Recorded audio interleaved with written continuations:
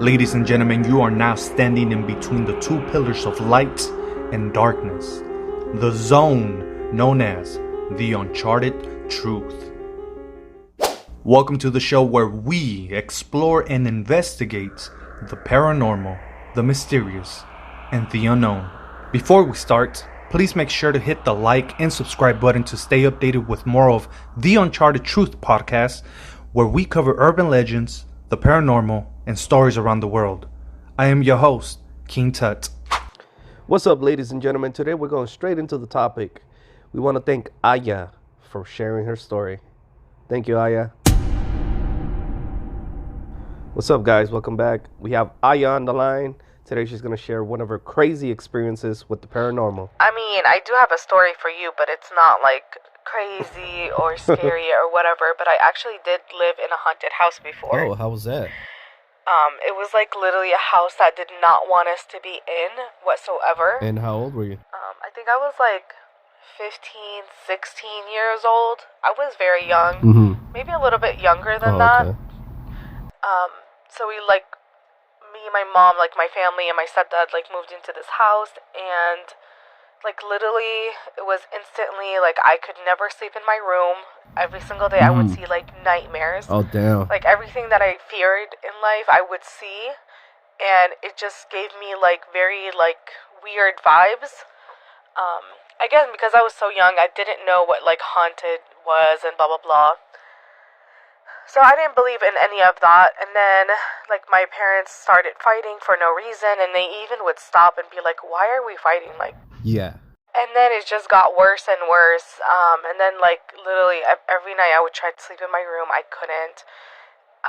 It just got worse. So I started sleeping literally in the basement with my brothers. I could never sleep in my room. And then towards the end, one night, literally a shelf that was perfectly fine in the kitchen dropped, literally broke. And then my mom wakes up to glass everywhere. And it was one of her favorite thing too. It was these colorful coffee cups, for the Arabi or Turkish Yeah. coffee. I know which ones. Yeah, it literally just broke out of nowhere, and then it was just so much things. We would notice so many things, and it was just the house was screaming get the hell out. And then we finally made a family decision to move out because we're this is not okay. It's getting worse and worse. It got really, really creepy. Now, the crazy part is that one time, in high school, we were talking about, haunted stuff, and then I was telling this story, and then this girl that was sitting next to me, she was like, "Wait a minute."